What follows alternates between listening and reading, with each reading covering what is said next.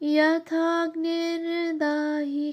शक्ति रामकृष्णे स्थिता हिया सर्वविद्या स्वरूपां तां शारदां प्रणमाम्यहम्। পূজনীয় স্বামী গম্ভীরানন্দজির রচনা শ্রীমা সারদা দেবী গ্রন্থ থেকে পাঠ। অবতরণিকা, পৃষ্ঠা 1। সশক্তিক ভগবানই যুগধর্ম প্রবর্তনে সক্ষম হন, নতুবা নির্গুণ ব্রহ্মের পক্ষে জগৎ ব্যাপারে নিযুক্ত হওয়া কল্পনাতীত। নরাবতারে শক্তির আরাধনাপূর্বক তিনি তাহাকে উদ্বোধিত করেন, অনন্তর লোককল্যাণ সাধনে নিযুক্ত করেন। এই প্রকার ঈশ্বর আরাধিতা শক্তি যুগে যুগে কৃপা সম্মুখী হইয়া বিভ্রান্ত ও বিপর্যস্ত মানব সমাজের পুনরুত্থানের সূত্রপাত করেন। শুধু তাহাই নহে, শ্রী ভগবান যখন নররূপে অবতীর্ণ হন, তখন শক্তিও প্রায়ই নারী বেশে তাহার সহগামিনী হন। শ্রী রামচন্দ্রের সহিত সীতা দেবী, শ্রীকৃষ্ণের সহিত শ্রী রাধিকা, বুদ্ধদেবের সহিত যশোধরা, শ্রী চৈতন্যের সহিত বিষ্ণুপ্রিয়ার আগমনে ইহাই প্রমাণিত হয়। ফলত আধ্যাত্মিক, আধি ভৌতিক এবং আধি দৈবিক শক্তিরূপেই হউক কিংবা নারীরূপেই হউক, অবতারের সহিত সংযুক্ত থাকিয়া শক্তি তাহার লীলা প্রকাশে অশেষ রূপে সহায় হন। শক্তিকে বাদ দিলে অবতারের দিব্য কার্যকলাপ অসম্ভব ও আমাদের নিকট অবোধ্য হইয়া পড়ে। শ্রীমৎ স্বামী শারদানন্দজি তাই লিখিয়াছেন, চৈতন্যের সহিত শক্তির নিত্যমিলন সর্বদা সর্বত্র প্রত্যক্ষ করিয়াই বিশেষ বিশেষ শক্তিশালী পদার্থে এবং সমগ্র জগতে ভারতের ঋষিগণ সব শিবার আরাধনা করিয়াছিলেন। পথপ্রদর্শক গুরুর ভিতর জগৎবিমোহিনী শ্রীমূর্তির ভিতর বিদ্যা, ক্ষমা, শান্তি, মোহ, নিদ্রা, ভ্রান্তি প্রভৃতি সাত্ত্বিক ও তামসিক গুণের ভিতর সেই অদ্বিতীয়া, বরাভয় করা, মুণ্ডমালিনী দেবীর আবির্ভাব দর্শনে এবং শ্রদ্ধার সহিত আরাধনে তাহারা আপনারা কৃতার্থ হইয়া মানবকে সেই পথে চলিয়া ধন্য হইতে শিক্ষা দিয়াছিলেন।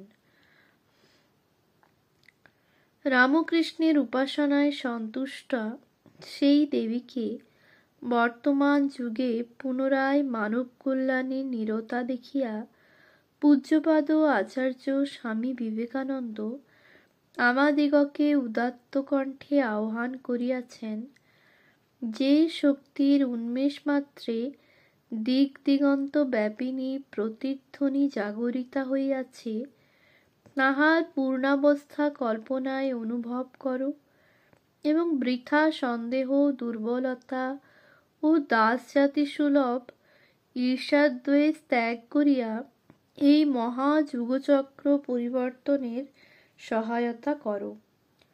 সর্বানুস্যতা ব্রহ্মরূপিণী সেই অদৃশ্যা আদ্যাশক্তি এই কালে আবার যুগাবতারের সহধর্মিণী রূপে অবতীর্ণা হইয়া একদিকে যেমন পরম পুরুষের লীলার পূর্তিবিধান করিয়াছেন, অপরদিকে তেমনি বিভিন্ন ক্ষেত্রে স্বমহিমা বিস্তার এবং মানব সমাজ হইতে অকল্যাণ বিদূরণপূর্বক ভাবী ভারতকে তথা সমগ্র বিশ্বকে এক নব অভ্যুদয়ের রাজমার্গে তুলিয়া দিয়াছেন।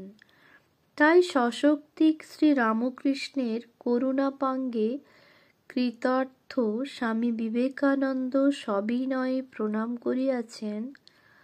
দাস তোমা দোহাকার সশক্তিক নমি তব পদে। দাস তোমা দোহাকার সশক্তিক নমি তব পদে। ঈশ্বরের অবতরণে যেমন একটা ধারা আছে, শক্তির আবির্ভাবেরও তেমনি একটা রীতি আছে। অথবা অগ্নি ও তাহার দাহিকা শক্তির ন্যায় অভিন্ন ঈশ্বর ও ঈশ্বর শক্তির শরীর গ্রহণ একই উদ্দেশ্যে, একই কালে, একই নিয়মে হইলেও উহার কার্যসিদ্ধি পুরুষ দেহ অবলম্বনে এক প্রকারে ও নারী দেহ অবলম্বনে অন্য প্রকারে হইয়া থাকে। তাই সত্তার পার্থক্য না থাকিলেও করুণাময়ী শক্তির অবতারত্ব পৃথকভাবে আলোচনার একটা নিজস্ব সার্থকতা আছে। শ্রী শ্রী চণ্ডীতে দেবী আশ্বাস দিয়াছেন, ইত্থং যদা যদা বাধা দানবোত্থা ভবিষ্যতি তদা তদাবতীর্যাহং করিষ্যাম্যং ঋক্ সংশয়াক্ষম।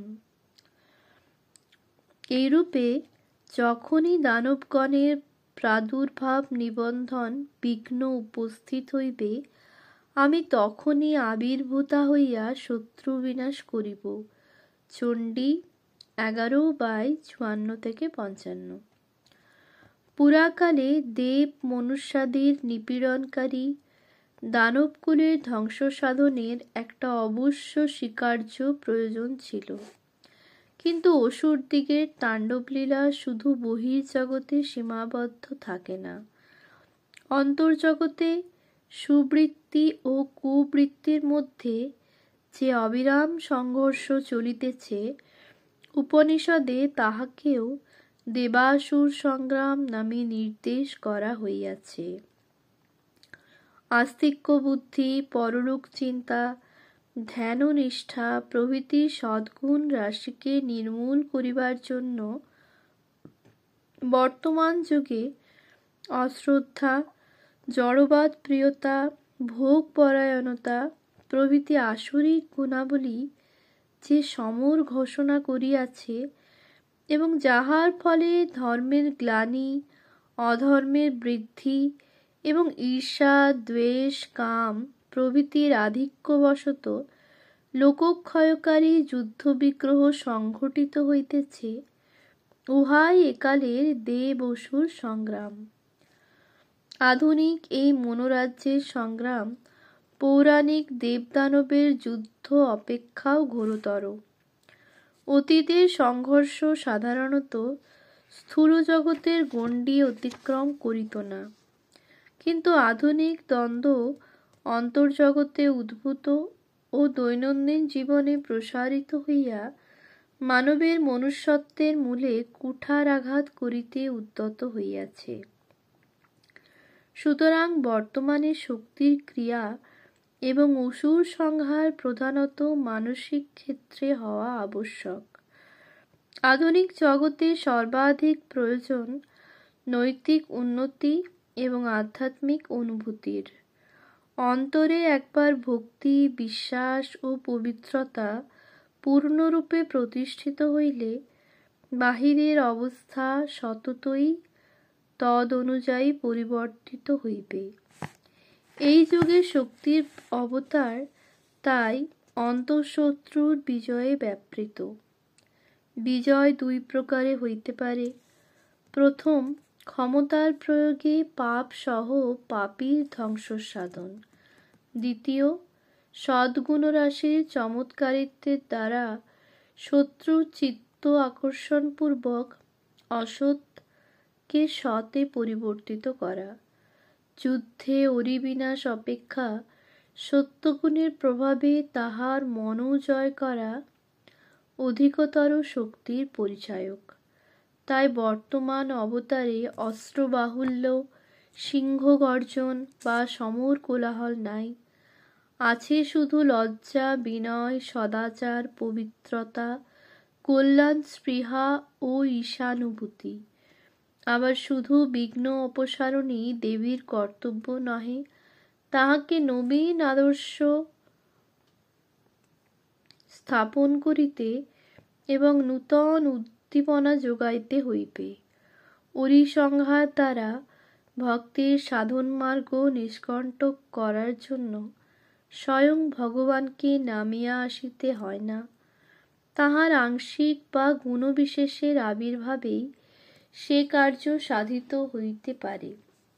কিন্তু মানব সমাজকে আধ্যাত্মিক অনুভূতির উচ্চতর সোপানে তুলিতে হইলে স্বয়ং ব্রহ্মশক্তিকেই কর্মক্ষেত্রে অবতীর্ণ হইতে হয়। ভারতের পুরাতন সংস্কৃতির পরিপ্রেক্ষিতে আজ ঐশী শক্তির আবির্ভাবে এক অভূতপূর্ব জাগরণের সম্ভাবনা দ্যোতিত হইয়াছে। বিশেষত নারী জগতে ইহার কার্য সুদূর প্রসারী হইবে বলিয়া অনুমিত হয়। নারী সমাজের উন্নতির প্রয়োজন চিন্তাশীল ব্যক্তি মাত্রই স্বীকার করেন। আচার্য স্বামী বিবেকানন্দের কথার প্রতিধ্বনি করিয়া আমরা বলিতে পারি যে মাতৃজাতির অভ্যুদয় ব্যতিরেকে ভারতের কল্যাণ সম্ভবপর নহে। এক পক্ষে পক্ষীর উত্থান হয় না, সেই জন্য রামকৃষ্ণ অবতারে স্ত্রী গুরু গ্রহণ, সেই জন্যই নারী ভাব সাধন, সেই জন্যই স্বীয় সহধর্মিণীর শিক্ষা দীক্ষার ভার গ্রহণ, সেই জন্যই মাতৃভাব প্রচার। মাতৃজাতির প্রগতির পথে ঊনবিংশ শতাব্দীর মধ্যভাগে এক জটিল সমস্যা উপস্থাপিত হইয়াছিল। ইংরেজ বিজিত ভারত তখন পাশ্চাত্যের ভাবধারায় প্লাবিত।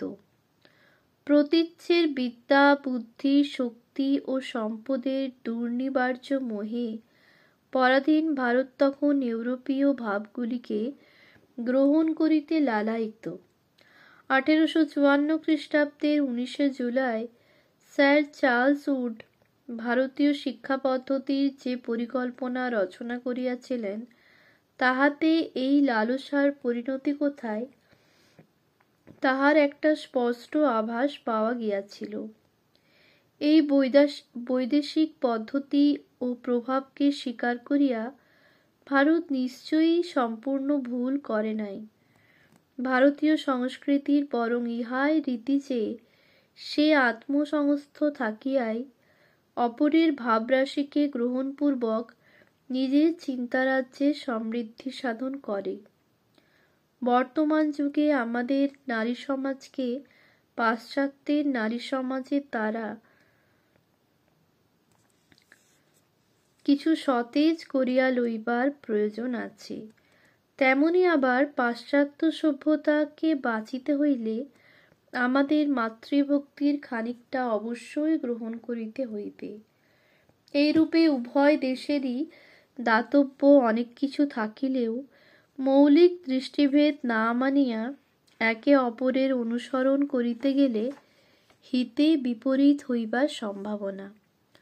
উভয় দেশে নারী সম্মানিতা হইলেও প্রতীচ্যে যে সম্মান পূজার স্তরে উন্নীত হয় নাই, উহা প্রধানত রমণীর সৌন্দর্য বা রমণী কুলোচিত গুণরাশির প্রশংসায় পর্যবসিত। নারী জীবনের একটা প্রধান অংশ সেখানে ইচ্ছাপূর্বক পুরুষের মনোহরণে নিয়োজিত। আমাদের উদ্দেশ্য মোক্ষ, সংযম ব্যতিরেকে তাহা সম্ভব নহে। তাই এখানে সতীত্বের ও মাতৃত্বের এত আদর। আমাদের আদর্শ সীতা, সাবিত্রী, দময়ন্তী। এই উভয় আদর্শের সংঘর্ষস্থলে ভাবী বিশ্বসভ্যতা কোন পথ বাছিয়া লইবে? প্রশ্নটি এই যুগে যেখানে প্রবল ও সুস্পষ্ট আকারে উপস্থাপিত হইয়াছে, 100 বৎসর পূর্বে ঠিক সেভাবে উত্থিত হয় নাই।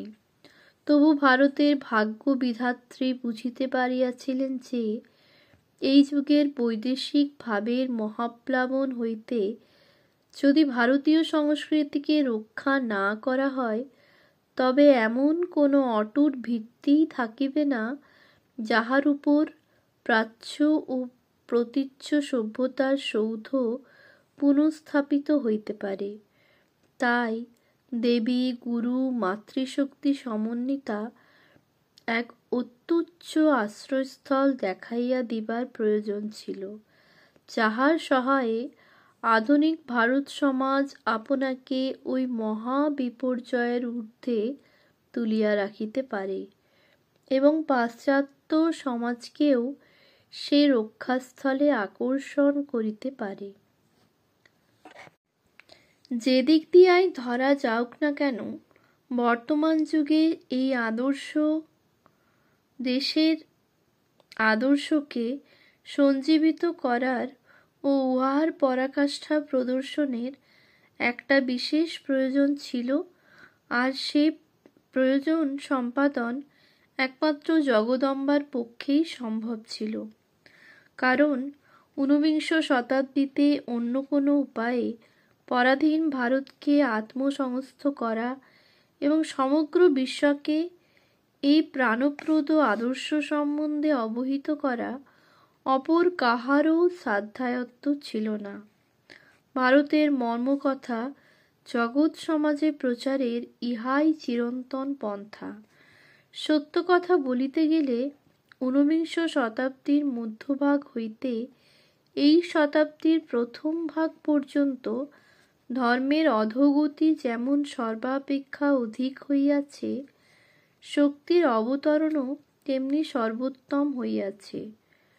দেবী, গুরু, মাতৃজ্ঞানে এই শক্তির পূজার ভিতর দিয়াই নবীন সভ্যতার ভিত্তিপত্তন হইবে।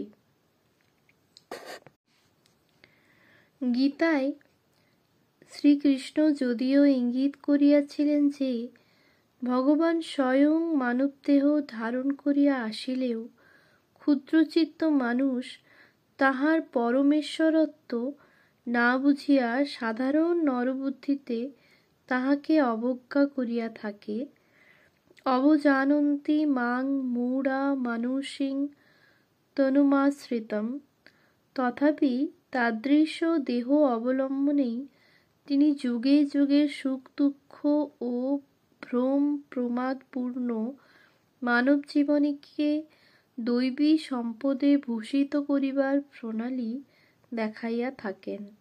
কারণ স্বার্থ বিজড়িত সংসারে নিবন্ধ দৃষ্টি জনসাধারণের পক্ষে উচ্চতর আদর্শের জন্য উদ্দীপনা লাভের অন্য কোনো উপায় নাই। এই শিক্ষাদান বহু প্রকারে হইয়া থাকে। কোনো ক্ষেত্রে উপদেশোচ্ছলে কিংবা স্বীয় আচরণাদি সহায়ে মহাজন সমাদৃত ভাবরাশির পরাকাষ্ঠা প্রদর্শিত হয় এবং উহাদের অধিকতর গাম্ভীর্য সম্পাদিত হয়।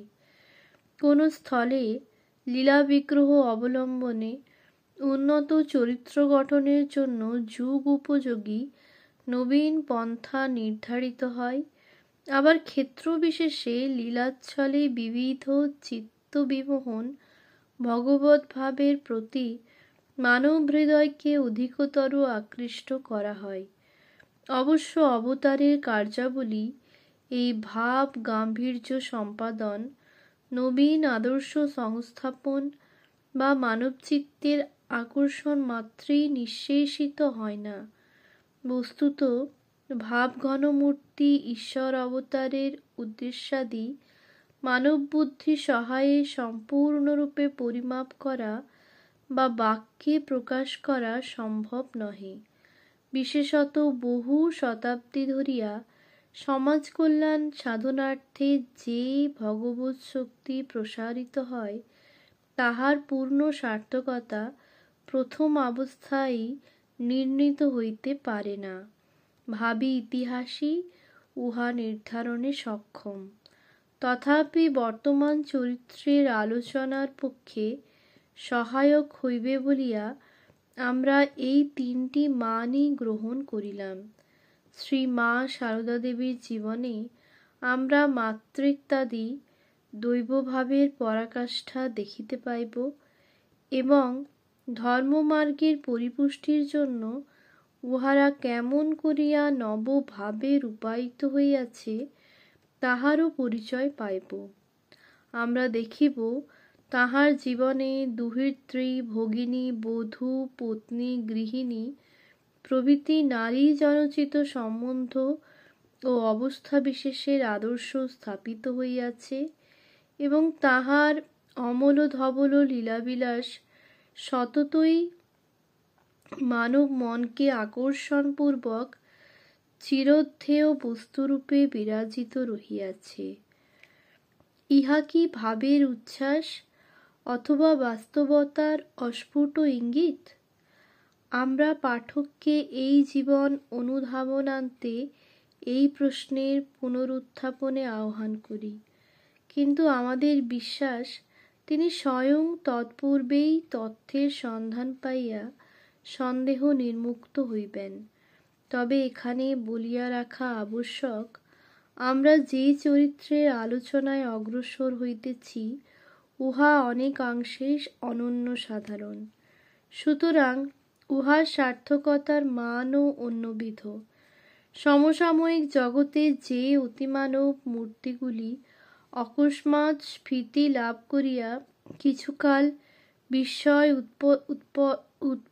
উৎপাদনান্তে ইতিহাসের পৃষ্ঠা হইতে চিরদিনের জন্য বিলীন হইয়া যায়, অথবা যে সকল জীবন কর্মচাঞ্চল্য, বাগ আড়ম্বর বা যন্ত্রাদির বিকট সংঘর্ষ উৎপাদনপূর্বক তৎকালিক সভ্যতাকে সংকটাপন্ন করে এবং ইতিহাসের অধ্যায় বিশেষকে চিরকলঙ্কিত করিয়া রাখে, শ্রী শ্রী সারদা দেবীর জীবনী সেই ক্ষণিক চমকপ্রদ স্তরের নহে। কিন্তু যে মহান চরিত্রসমূহ নীরব সাধনার ফলে মানব সংস্কৃতিকে উচ্চতর সুরে বাঁধিয়া দেওয়া যায়, যাহাদের প্রভা সমসাময়িক দৃষ্টিতে ক্ষীণ মনে হইলেও দীর্ঘকাল স্থায়ী হয় এবং ক্রমে বিস্তার লাভ করিয়া থাকে, শ্রী শ্রী মাতা ঠাকুরানীর পূত চরিত্র তাহাদেরই পর্যায়ভুক্ত। শুধু তাহাই নহে, সতী, সীতা প্রভৃতি যে সকল প্রাতঃস্মরণীয়াদের আগমনে ধর্মজীবনের পঙ্কিলতা বিদূরিত ও নব অভ্যুদয়ের সূত্রপাত হইয়াছিল, শ্রীমায়ের জীবনী তাহাদেরই সমশ্রেণীতে স্থাপনীয়। সবই সত্য, তবু প্রশ্ন জাগে, সমগ্র বিশ্বের জন্য যে শক্তির অবতরণ তিনি নবীন সভ্যতা হইতে বিচ্ছিন্ন এক ক্ষুদ্র পল্লীকে আপনার পীঠস্থান রূপে নির্বাচিত করিলেন কেন? ইহার উত্তর কে দিবে? যাহার অচিন্ত মহিমায় জগতের সৃষ্টি স্থিতি লয় হইয়া থাকে, তাহার কয়টি কার্যের কারণ নির্ণয়ে আমরা সমর্থ হই? তবু মানব বুদ্ধি নিজের এই অপারগতা জানিয়াও অনুসন্ধানে বিরত হয় না। আমরা তাই ভাবি, জয়রামবাটির কি কোনো নিজস্ব মহিমা ছিল, যাহার ফলে সে এই সৌভাগ্যের অধিকারী হইল? বহু সন্ধানেও তেমন কিছু দৃষ্টিগোচর হয় না। শুধু ইতিহাসের পৃষ্ঠাগুলি আমাদিগকে স্মরণ করাইয়া দেয় যে শ্রীকৃষ্ণের জন্ম কংসের কারাগারে এবং শৈশব, বাল্য ও কৈশোর গোপ বালক মধ্যে ব্যয়িত হইয়াছিল। যীশুখ্রিস্ট অশ্বশালায় জন্মগ্রহণ করিয়া সূত্রধর গৃহে লালিত হইয়াছিলেন। শ্রীরামকৃষ্ণ অখ্যাতনামা কামারপুকুর গ্রামে ঢেকিসালে ভূমিষ্ঠ হইয়া দক্ষিণেশ্বরের মন্দিরে দেবলবৃত্তি স্বীকার করিয়াছিলেন। আর সমাজতাত্ত্বিকের সিদ্ধান্ত হইতে আমরা জানিতে পাই যে দেশের নগরবাসী শিক্ষিত ও ধনিক সম্প্রদায়ে চিন্তা বিপ্লব উপস্থিত হইলেও জাতীয় সংস্কৃতি বহু কাল যাবৎ পল্লীর নিঃস্ব শান্ত জীবন আশ্রয়পূর্বক আত্মরক্ষা করিয়া থাকে।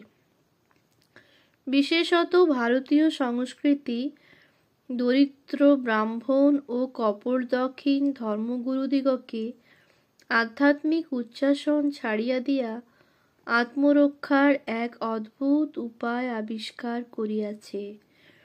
জয়রামবাটি কি সেই অধ্যাত্ম সম্পদে গরীয়ান?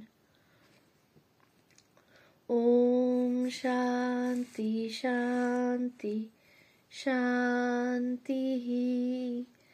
হরি ওম।